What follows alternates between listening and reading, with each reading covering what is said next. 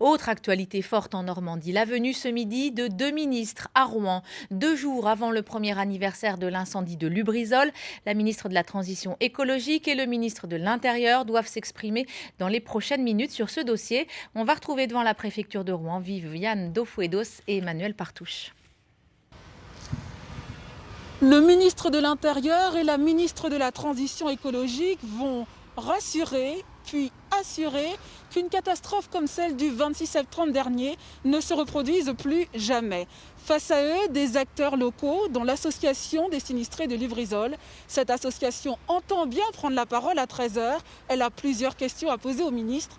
Elle nous les a dévoilées il y a quelques minutes.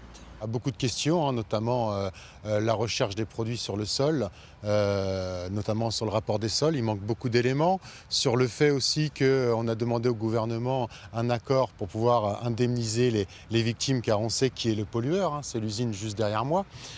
Pareil, ça a été refusé. Donc c'est plein de demandes comme celle-ci. Il y en a à peu près 10, une dizaine. Donc cela démontre qu'il y a encore énormément d'opacité dans cette affaire.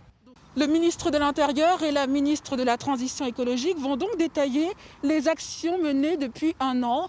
Tout d'abord pour prévenir les risques d'incendie, ensuite pour alerter la population en cas d'accident et enfin pour assurer la transparence du processus de contrôle des sites industriels. Pour cela, a priori, il s'agira donc de contraindre ces sites industriels dangereux à moderniser leurs installations, à revoir le stockage des produits inflammables, à changer les sirènes par exemple un dispositif permettant d'envoyer des consignes sur les téléphones portables des riverains ou encore la création de 50 postes supplémentaires d'inspecteurs. Le plan présenté aujourd'hui est estimé à 3 milliards d'euros. Merci Viviane.